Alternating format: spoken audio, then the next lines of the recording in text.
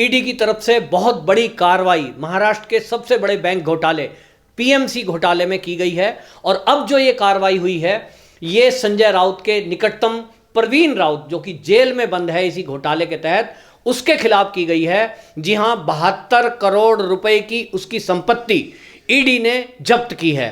और यह कार्रवाई आपको बता दें कि तब हुई है जब अभी कुछ दिन पहले ईडी के द्वारा यह फैसला हुआ है कि जो पीएमसी बैंक घोटाला करके उसके 72% जो एसेट्स हैं, जो उसका कुल बजट था बैंक का, उस बजट में 8,880 करोड़ रुपए का बैंक का कुल एसेट्स था, जिसका 73% 6500 करोड़ रुपया बनता है, वो अकेले HDIL जो कंपनी है वधावन बंधु की, उसने हड़प लिया था। और आपको बताएं कि उसमें फर्जीवाड़ा किया था, फर्जी खाते खोलकर उनके नाम पे ऐसा दिखाया गया था कि कई लोगों ने लोन लिया है, जबकि लेने वाली कंपनी केवल एक थी, HDIL। और इस घोटाले में बहुत सारे लोग जुड़े हुए थे, कुछ नेताओं के भी तार इसमें जुड़े हुए हैं घोटाले में। तो आरबीआई ने इसको ईडी को ट्रांसफर किया था और अब ईडी लगातार सख्त कार्रवाई कर रही है। और इस सख्त कार्रवाई में पहले यह तय हुआ कि वो जो प्रवीण राउत है, जो संजय राउत का निकट सहयोगी है, वो जेल में बंद है।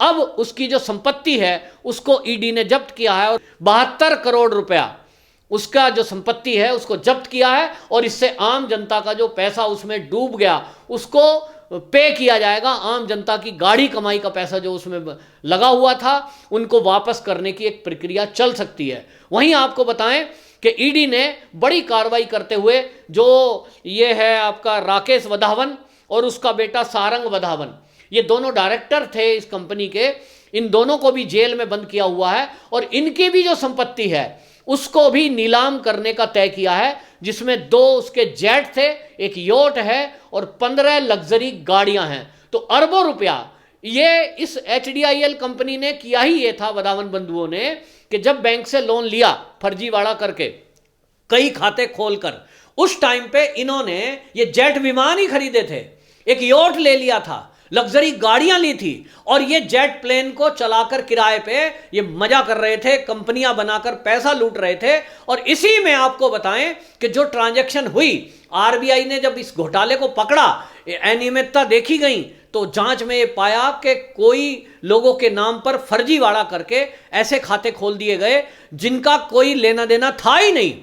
अब जब आरबीआई ने ये देखा कि इतना बड़ा घोटाला हुआ है, फर्जीवाड़ा हुआ है, और इसलिए ये केस ईडी को दे दिया गया।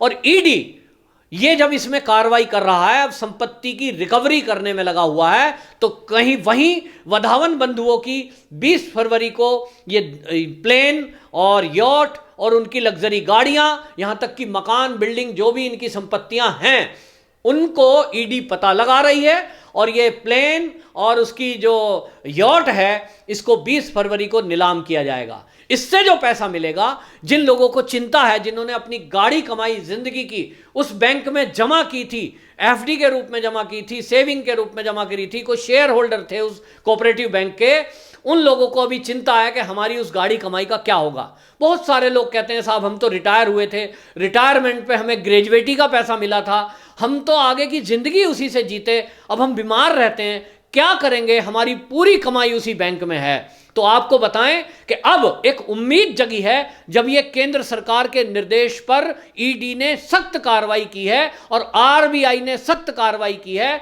तो आरबीआई ने तय किया है कि आम जनता का जो उसमें जमा पैसा है, बेशक उसकी एक लिमिट तय कर दी गई है, लेकिन आम जनता को पूरी कोशिश की जाएगी कि उनका एक एक पैसा मिले।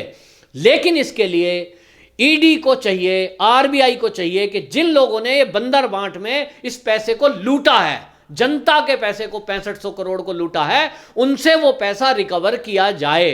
तो वहीं आपको बताऊं कि वधावन जो परिवार है, इनके बाप बेटे जो बंद हैं, इनकी संपत्ति नीलाम की जाएगी, उनसे पैसा वसूला जाएगा। वहीं आपको बताएं कि संजय राउत का जो निकटतम प्रवीण राउत है, इसकी भी संपत्ति अब जब्त कर ली है 72 करोड़ की, इसका भी पैसा जुटाकर आम जनता को चुकता किया जाएगा। लेकिन इसमें एक नाम और बड़ा खुलासा हुआ और वो था संजय राउत की पत्नी वर्षा राउत का। वर्षा राउत का नाम जब आया तो ईडी ने कहा कि आपके खाते में भी परवीन राउत जो है उसकी पत्नी के खाते से, क्योंकि परवीन राउत इसमें मुख्य सूत्रधार है, करोड़ों रुपए का गबन किया हुआ है, तो उसकी पत्नी के खाते से 55 लाख रुपए वर्षा राउत के खाते में यानी संजय राउत की पत्नी के खाते में आए थे। तो इसलिए एक जवाब बनता है कि आपका ये जो लेन देन हुआ है कहीं ये बैंक के लूट का पैसा तो नहीं है, क्योंकि और कैसा पैसा है। जो परवीन राउत है उसने अपनी पत्नी के खाते में उसी दौरान में वो पैसे डाले हैं जिस दौरान में ये घोटाला हुआ है, और वही जो उसकी पत्नी है उसी टाइम में वो पैसा ट्रांसफर करती है वर्षा राउत के खाते में। तो इसका मतलब तो एक साफ इशारा लग रहा है कि बैंक से लूटा हुआ पैसा ही ये संजय राउत की पत्नी तक पहुंचा है। लेकिन ईडी कहती है कि हमको सबूत चाहिए, हमको पहले बयान लेना है, हमको पहले इसकी जांच करनी है, तभी हम किसी नतीजे पर पहुंचेंगे और कोई घोषणा करेंगे। तो मैं भी ये घोषणा नहीं कर रहा हूं कि संजय राउत की पत्नी इस घोटाले में दोषी है, लेकिन ईडी ने उनको सम्मन किया कि हमें आपसे पूछताछ करनी है। ये 55 करोड़ रुपए आपके खाते में जो आए हैं, एक आरोपी जेल में बंद है, आरोपी के खाते से आए हैं उसकी पत्नी के, आप हमें हिसाब दीजिए कि ये 55 करोड़ रुपए किस बाबत आए।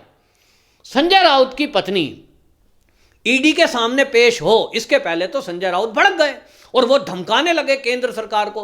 वो कहते हैं कि केंद्र सरकार आग से खेल रही है, मैं ईंट से ईंट बजा दूंगा, ये हमारी सरकार गिराने की कोशिश कर रहे हैं। अरे भैया, सरकार कहां से गिर जाएगी?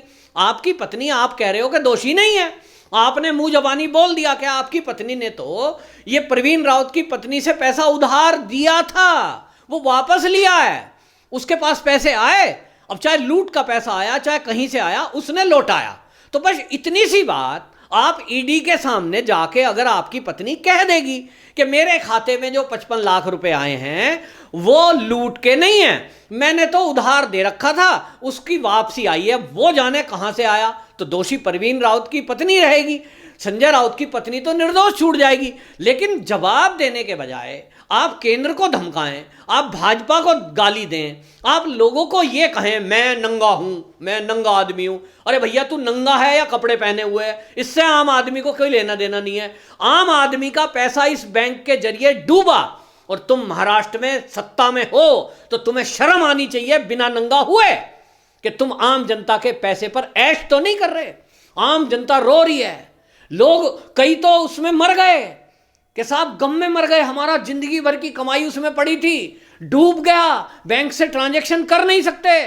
तो संजय राउत जी, आप सत्ता में हैं, आप शिवसेना में हैं और आपका फर्ज बनता है कि लोगों को जवाब दें कि आपका एक एक पैसा आपको वापस मिलेगा। आप ये भरोसा देने के बजाय जनता को, आप जनता को भी एक तरह से डरा रहे हो कि कोई आपसे सवाल पूछेगा तो उठा के जेल में डाल दोगे, अगर कोई आपके बारे में कुछ कमेंट लिख देगा तो आप उसको घर में जाकर पीटोगे।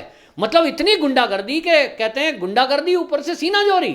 तो ये काम करने के बजाय संजय राउत जी, आप सांसद हैं, आप एक जिम्मेदार व्यक्ति हैं, आप एक नेता हैं और शिवसेना जैसी बड़ी और देशभक्त पार्टी के एक लीडर हैं, तो आप जनता को जरा जवाब दें कि जनता को बताएं कि उनका जो पैसा ये 6500 करोड़ रुपए लेकर के DHIL कंपनी गायब हुई है, जिसने गबन किया है, आप जनता को भरोसा दिलाइए कि एक एक पैसा भरपाई किया जाएगा, उन लोगों की संपत्ति जब्त की जाएगी जिन्होंने भी इस घोटाले को किया है।